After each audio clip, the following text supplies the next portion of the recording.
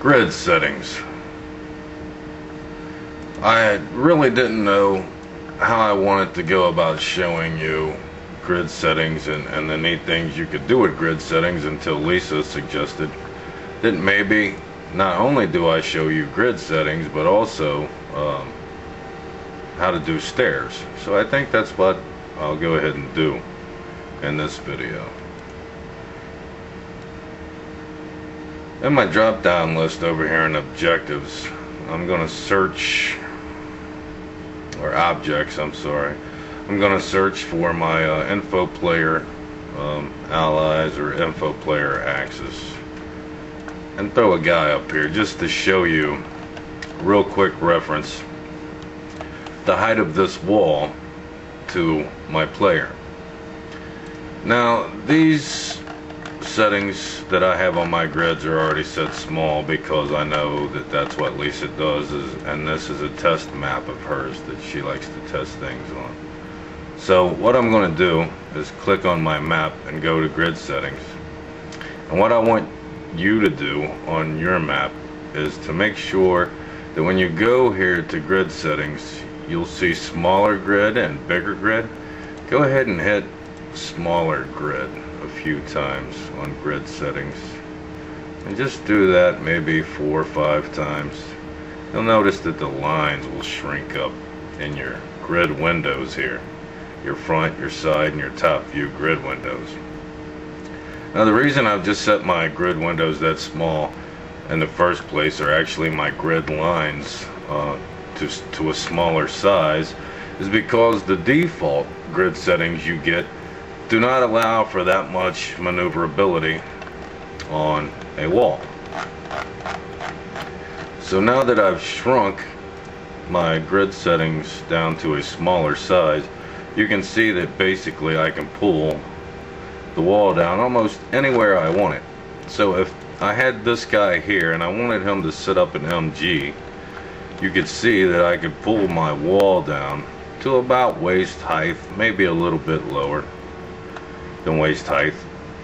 And if this were a spawn wall and he decided to look out of the spawn wall to kill somebody out here into the map, if you could imagine the skybox as a farther part of the map,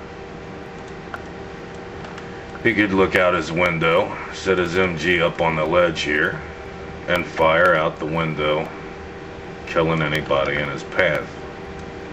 Now the same holds true for doorways and hallway width, as well as the thickness of your walls. You can shrink down the thickness of your walls if you shrink your grid settings to the smallest settings possible, which is what we just did when we clicked on map and went to grid settings, highlighted it, and you've seen your small grid, and you click this about 4 or 5 times over and over like we just did. It will allow for this kind of maneuverability with walls, setting in windows, a lot of building detail. It helps out a lot with that. Also with steps, which is one of the key things I wanted to show you. I'll go over here and just pick a texture, any old texture. I'm just going to use brick real quick to show you as a reference.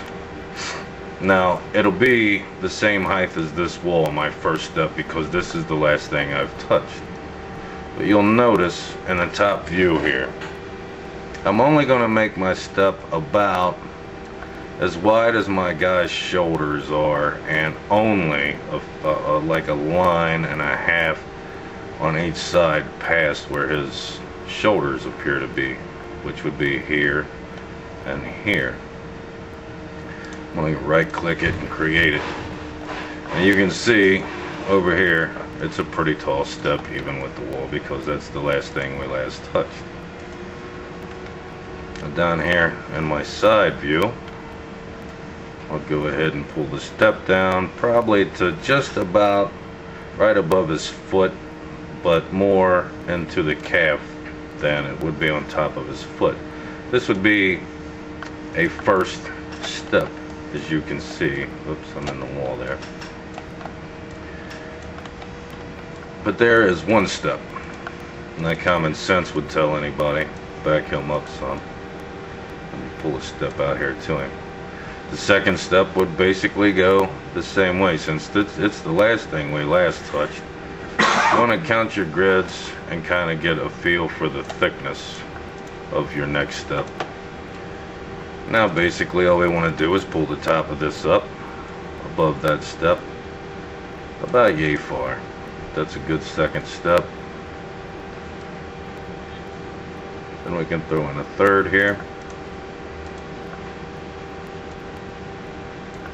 And so on and so forth until we've got steps all the way as high as we wanted them. And you can tell from this that it looks pretty right in proportion to his body, because his body is the actual size of a player in the map anyway, as far as dot source goes.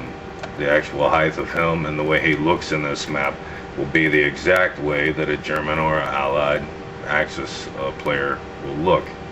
So there are 3 steps. I could do a 4th, 5th, 6th, 7th, so on. If I had a upstairs, maybe in a house, or maybe he's going from one sidewalk to an upper level sidewalk, maybe a train station up on top there, if you can use your imagination on that. But the point is, this is a good way to add some extra detail to your map via textures without using models that are steps or models that are ladders. I think steps add a lot to a map, and your map grid settings are important for all those types of things we just discussed. Windows, hallway width, door height and width, that you can't do with the default setting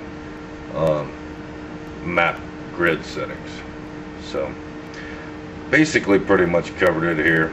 Just all I wanted to get at was, don't just use your primitives and have wedges going up to something. I mean, that's fine too if you need to do that.